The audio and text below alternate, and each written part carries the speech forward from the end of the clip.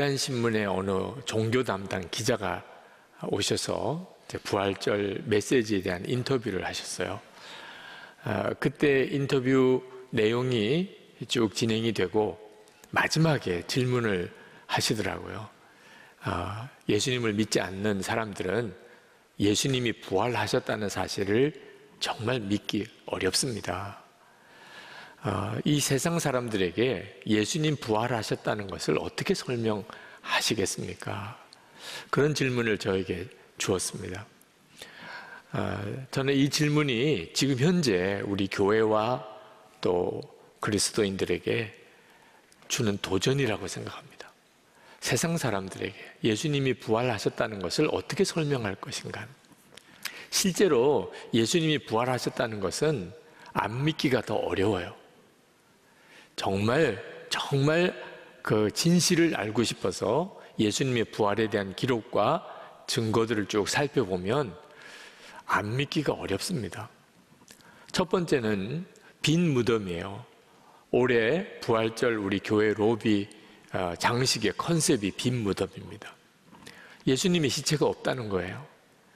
로마 군인들과 대제사장의 무리들이 어떻게 해서든지 예수님의 시체만 찾았다면 그때 벌써 교회는 끝났습니다.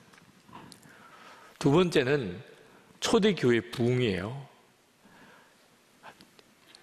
유대교, 로마, 그리고 헬라, 철학, 엄청난 세력입니다. 그 사이에서 그들이 다 초대교회, 초기 기독교를 다 말살시키려고 하는 때에 어떻게 살아남을 수 있었겠어요? 초대교회 부흥을 뭐라고 설명할 수 있겠어요? 사도들의 순교예요. 그들이 예수님의 부활을 조작했다면 사도들밖에 없겠죠. 그들은 다 순교했어요. 부활의 예수님을 전하는 일로 다 순교했습니다. 자기들이 만든 거짓말로 자기들이 순교할 수 있겠습니까? 또 하나가 증인들이 너무 많았어요. 고린도전서 15장 26절에 보면 예수님의 부활을 본 증인들이 동시에 본 사람은 500명이 넘는다고 그랬습니다. 그들이 고린도전서가 기록될 당시에 반 이상이나 살아 있었습니다. 예수님의 부활을 목격한 증인들이 그렇게 많은데 어떻게 거짓말로 예수님의 부활을 말할 수 있었겠냐는 겁니다. 또 하나가 부활의 첫 증인이 오늘 읽은 성경 본문에 나옵니다. 막달라 마리아예요. 그때 당시에 여성의 증언은 법정에서 효력이 없었습니다. 여자가 증언했다. 그건 법적인 효과가 없었어요. 그 정도의 시대입니다. 그런데 만약에 예수님의 부활을 아주 교묘하게 조작한 내용이었다면 이왕이면 예수님의 부활의 첫 증인을 남자로 기록했겠죠. 그것도 귀신 들렸던 여자. 막달라 마리아가 예수님의 부활의 첫 증인이라고 기록된 것 자체가 이건 누가 조작을 하면 이건 완전히 바보 같은 일이 되는 거죠. 자, 이처럼 예수님의 부활에 대한 증거는 부인하기가 어려울 만큼 너무나 분명하지만 실제로 예수님의 부활의 진짜 핵심은 예수님이 부활하셨다는 사실과 함께 예수님의 부활하신 예수님을 만났다는 거예요. 예수님이 부활하신 것을 만났기 때문에 예수님의 부활은 부활신앙으로 이어집니다. 예수님 이제 부활 승천하시고 난 다음에 초기 기독교를 그 유대교와 로마가 말할 수 없이 핍박을 했습니다. 그들이 생각하기에는 전도자를, 부활을 전하는 자들을 잡아 가두고 죽이면 기독교는 없어질 거라고 생각했어요. 그런데 핍박하면 할수록 기독교인들을 잡아 가두고 죽이면 죽일수록 초대교회는 더 부흥하는 거예요. 초대교회의 부흥은 사도들이나 전도자들이 이루어낸 게 아닙니다. 예수 그리스도셨어요. 예수 그리스도께서 부활하신 주님이 초대교회를 부흥시키셨던 거예요. 만약에 역사책에 예수님의 부활을 기록했으면 그러면 세상 모든 사람들이 다 믿을 수 있었을 텐데 하는 질문도 있습니다. 실제로 예수님이 부활하시고 난 다음에 빌라도에게 찾아가서 나다 이렇게 한 번만 하셨다면, 그래서 빌라도가 기절했더라 뭐 이렇게만 됐다면 뭐 더 이상 예수님 부활에 대한 논란도 없었지 않았겠는가? 저는 그렇게 생각하지 않습니다. 예수님께서 헤롯 왕에게, 대제사장에게 찾아가서 혼을 내줬다, 만약 그랬다면 그러면 예수님의 부활 이야기는 권선징악의 그저 한편의 복수극 만화영화 같이 됐을 거예요.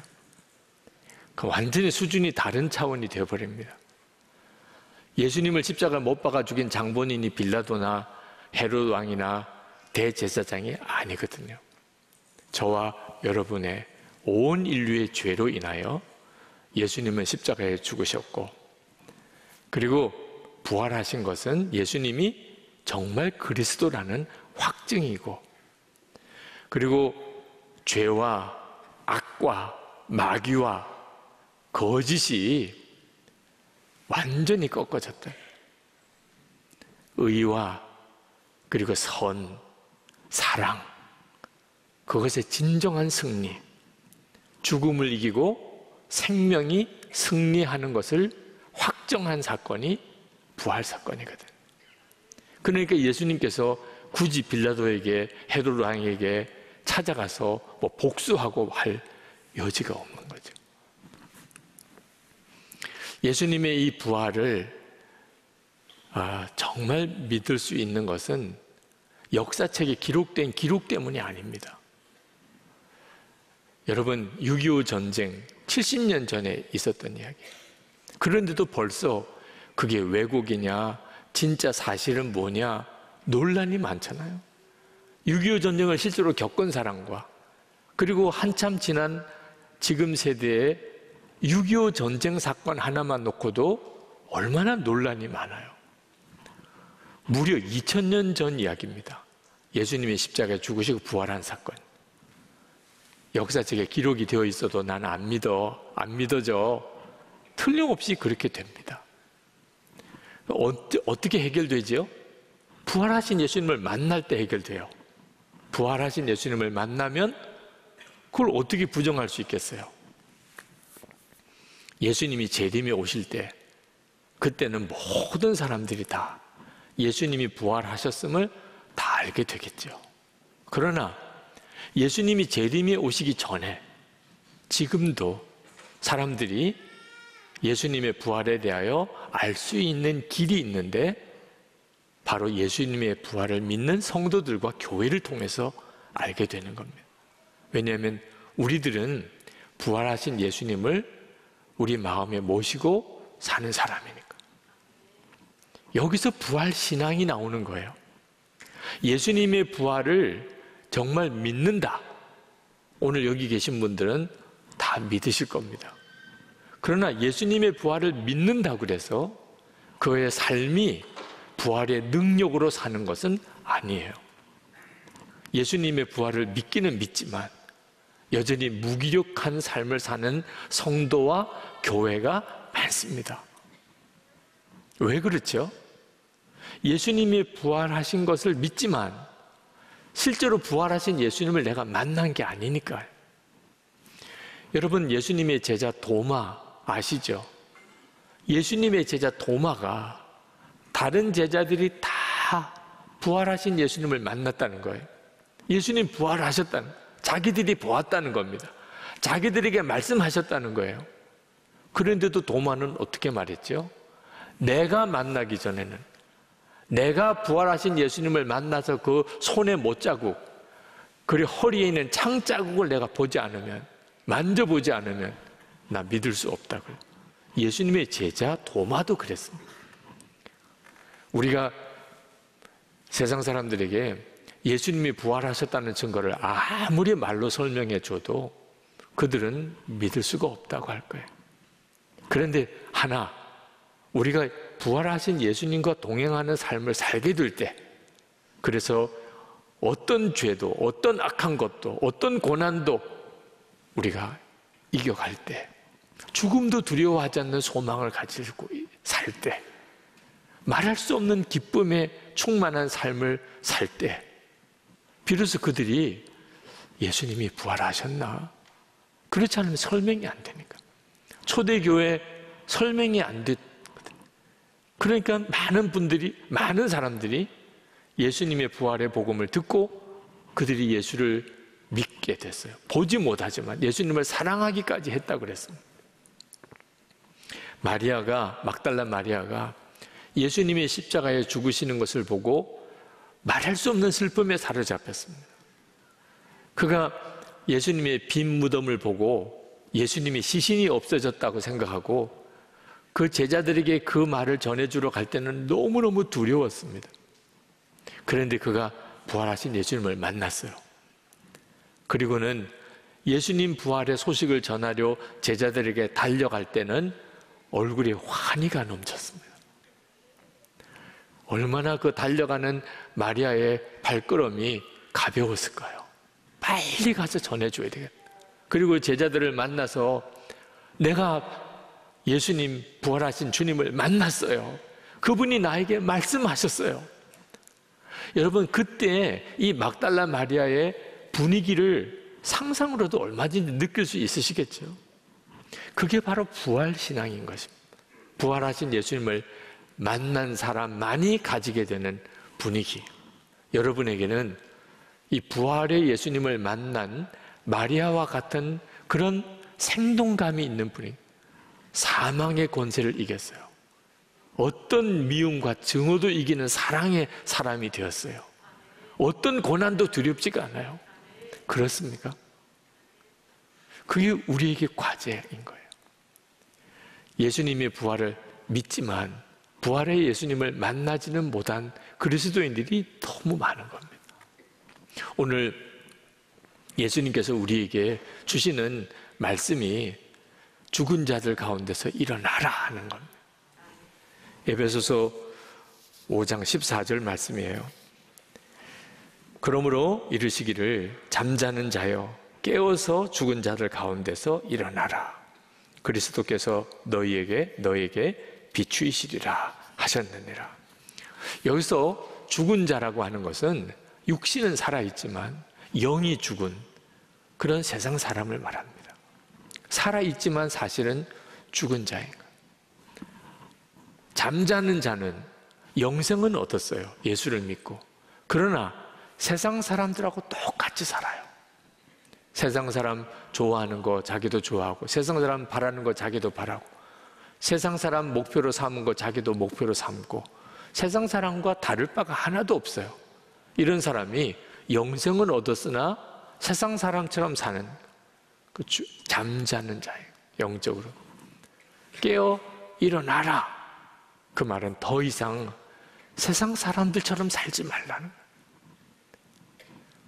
이 말씀이 오늘 부활절을 맞이하는 우리에게 주시는 주님의 말씀입니다. 예수님의 부활을 믿는다고는 하지만 실제로는 부활하신 예수님을 만나지 못하면 그렇게 돼요. 여러분, 예수님을 믿어도 실제로 살기는 내가 세상 사람하고 똑같이 사는데, 그렇게 생각되시는 분들은 영적으로 어떤 상태인지를 정확히 알아야 합니다. 시체 더미에 거기서 누워서 자고 있는 거예요. 화들짝 놀랄 일이죠. 아니, 깨어보니까는 사방이 시체예요. 내가 여기서 자고 있었어? 영적인 눈이 뜨이지 않으니까 아무렇지도 않게 살아가는 거죠. 실제로는 아주 끔찍한 일인 거예요. 왜 그렇게 사는 거죠? 부활하신 주님을 만나는 눈이 뜨이지 않은 겁니다. 막달라 마리아가 예수님의 부활의 첫 증인이 된 것은 예수님에 대한 마음이 특별했기 때문입니다. 막달라 마리아는 예수님 무덤에 일찍 갔습니다. 예수님의 시체에 향유라도 발라드리려고. 부활하셨을 거라고는 전혀 생각도 못하고 있었죠. 근데 예수님이 시신이 무덤에 없는 것을 보았어요. 막 기절하는지 하듯이 놀랐죠. 그리고는 제자들에게 달려가서 예수님의 시신이 없다, 그 사실을 알렸습니다. 그런데 그 말을 들은 제자들은 이 막달라 마리아의 말을 귀담아 듣지도 않았습니다. 전에 귀신 들렸던 여자가 이제 다시 제정신이 아닌가 보다, 예수님의 시신을 누가 가져갔겠어, 뭐 이렇게 반응했습니다. 그러나 베드로와 요한은 그래? 그리고는 이 두 제자만은 예수님의 무덤으로 달려와 보았어요. 예수님의 시신이 없는 거예요, 정말. 예수님을 쌌던 수의는 잘 개켜져 있고, 머리를 쌌던 수건도 잘 개켜져 있고, 무덤은 비어 있어요. 너무 기이하게 여겼어요. 예수님이 부활하셨나 봐, 그렇게 생각할 만도 한데 전혀 그 점에 대해서는 생각이 없었습니다. 이거 무슨 일이지? 그러고는 베드로와 요한이 다시 내려갔습니다. 막달라 마리아는 내려갈 수가 없었어요. 예수님을 포기할 수가 없었어요. 도대체 예수님의 시신이 어디 있는지 모르지만 그냥 갈 수가 없다니까요. 그래서 무덤 밖에서 그냥 울고 있었던 거예요. 그렇다고 자기가 뭘 할 수 있는 것도 없고, 마음이 달랐던 겁니다. 예수님에 대한 마음이 막달라 마리아는 다른 제자들과도 또 달랐어요. 그래서 부활하신 예수님을 처음 만나는 증인이 된 겁니다. 여러분 중에 나는 예수님 정말 나와 함께 계신 거 모르겠어, 진짜 나와 같이 계시다고, 내 안에 계시다고, 그러신 분들은 정말 여러분의 마음을 한번 점검해 보세요. 예수 그리스도 그분을 향한 내 마음이 어느 정도인가. 듣기는 많이 들으셨잖아요. 예수님은 내 마음에 계시다. 그거 아니면 사실 오늘 이렇게 여러분이 교회에 나오시고 예배 드리는 것도 설명이 안 됩니다. 그렇다면 만나야 하잖아요. 그냥 내 안에 계시겠지 이렇게만 하고 넘길 문제가 아니잖아요. 그죠? 그냥 적당히 넘길 문제가 따로 있지, 예수님이 내 안에 계시다, 이거보다 놀라운 일이 어디 있어요? 그 주님을 만나려고 여러분이 여러분의 삶의 우선순위를 드리는, 이거 해결되지 않으면 난 다른 것 못하겠어, 그런 간절함. 여러분이 정말 그렇게 주님을 찾고 찾으시면 반드시 여러분은 주님을 만나는 눈이 뜨입니다. 그걸 인격적으로 주님을 만난다고 하는 거예요. 나와 같이 계시구나.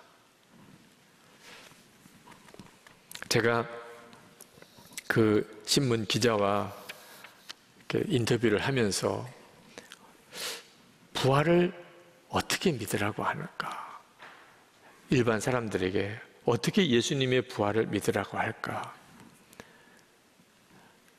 제 안에 계십니다. 제가 다른 설명 드릴 것도 없이 예수님, 부활하신 주님은 제 안에 계십니다, 그렇게 대답은 드렸는데 그분은 시원하게 답이 아니신 것 같아요. 진감인가 그런 생각도 하시는 것 같아요. 물론 뭐 예의를 차리시니까 그러세요 이렇게 말씀을 했지만 제가 생각하기에도 뭐 이분이 그렇군요 이렇게 반응은 안 하시는 것 같더라고요. 마음이 답답했습니다. 제 안에 분명히 주님이 계신데 이걸 어떻게 사람들에게 전해줄 수 있을까? 어제 설교 준비 이제 마무리하면서 예배당에 내려와서 기도하려고 내려와서 이 강단에 있는 십자가를 보는데 막 갑자기 뭐라고 설명이 안 되는 애통함이 터져 나오더라고요. 아마 제 마음속에 그 인터뷰한 다음에 계속해서 예수님을 증거하고 싶은데 분명히 나와 함께 계신데 사람들은 모르겠다 그래요. 예수님을 믿지 못하겠다 그래요. 저 자신이 너무 무능하게 느껴지더라고요. 너무 초라한 거예요. 그러나 그때 제 마음에 확 그런 느낌이 오더라고요. 진짜 기적은 물이 포도주가 되거나 오병이의 기적이 일어나거나 그런 게 아니잖아. 예수님이 내 마음에 계시면 그게 진짜 기적이지. 주님의 뜻이라면 지금도 오병이의 기적은 일어나고 물이 포도주가 되는 역사도 일어납니다. 선교지에서 사역하시는 분들 간증을 들어보면 정말 놀라운 일들이 지금도 일어나요. 주님이 그렇게 하시기를 원하시면 얼마든지 일어나죠. 그러나 그런 기적보다 더 큰 기적이 주님이 너무나 분명히 제 안에 계신데, 주님, 뭐가 느껴지지 않아도, 아무것도 보이지 않는 것 같아도 저는 예수님께서 지금도 저와 함께 계십니다. 증거할 겁니다. 그렇게 정말 눈물로 고백했어요. 주님, 저는 주님 앞에 갈 때까지 부활의 주님은 지금 우리와 같이 계십니다. 증거할 겁니다. 그리고 일어나는데 그때 그 애통하며 간절했던 그 눈물의 기도가 그게 주님의 역사인 것, 그게 다 깨달아지더라고요. 주님의 역사였구나. 주님이 아니시면 그 자체도 설명이 안 되잖아요. 충분합니다, 주님. 여러분, 지금 여러분 안에 계신 예수님, 여러분이 그 주님을 만나는 눈이 열리는 것은 정말 한순간에 되는 일이에요. 여러분은 이따금 그런 생각 하실 거예요. 부활의 주님이 나와 함께 계시다면 내 삶에 무슨 엄청난 기적이 좀 일어나야 되잖아. 그러면 내가 믿겠어. 근데 여러분, 진짜 기적이 뭐예요? 정말 여러분에게 일어날 가장 놀라운 기적이 뭐냐 말입니다. 우리 안에 계시는 부활의 주님이 그 엄청나고 놀라운 기적을 지금도 행하고 계세요. 죽은 자가 영생을 얻어 생명을 얻어 구원받는 역사. 여러분, 이거는요, 육신이 죽은 자가 산 것과 비교가 안 되는 기적이에요. 그 기적이 지금도 일어나고 있잖아요. 죄의 종로도 하던 사람이 이제는 성령의 열매를 맺는 사람이 돼요. 이건 엄청난 일이잖아요. 죄가 승리하는 것 같고 악한 자가 승리하는 것 같고 죽음의 권세를 가지고 마귀가 세상을 지배하는 것 같은 세상 가운데서 예수님과 동행하는 삶을 사는 이들이 일어나고 있는 것. 여러분, 죽음도 두려워하지 않고 부활의 소망을 가지는 성도들을 임종 현장에서 얼마나 많이 보는지 모릅니다. 엄청난 기적을 지금도 부활의 주님은 우리들의 삶 속에서 행하고 계세요. 여러분의 마음에 분명하게 붙잡으셔야 돼요. 믿지 않는 세상 사람에게 예수님의 부활을 어떻게 설명할 것인가? 2000년 전 빈 무덤만 아닙니다. 분명히 2000년 전 그 빈 무덤은 예수님의 부활의 증거예요. 그러나 가장 확실한 증거는 지금도 내 안에 계신 부활의 주님이에요. 세상 사람들 앞에 우리가 뭐라고 예수님의 부활에 대해서 설명할 겁니까? 여러분은 그들에게 뭐라고 설명할 거예요? 부활의 주님이 지금 제 안에 계십니다. 저와 같이 계세요. 처음에는 아마 무슨 말인가 하겠죠. 그러면서 여러분의 삶에 증거가 나타나는 것을 주목하게 될 겁니다. 죽은 자들 가운데 일어나라. 더 이상 영원한 멸망으로 가는 세상 사람들 속에 잠자는 자처럼 살지 말고 이제는 부활의 주님을 주목하고 믿고 그 주님을 따라 살라. 오늘 부활주일에 주님이 여러분에게 주시는 그 메시지를 붙잡고 생명의 주, 부활의 주, 주님 바라보는 눈을 뜨시기를 축복합니다.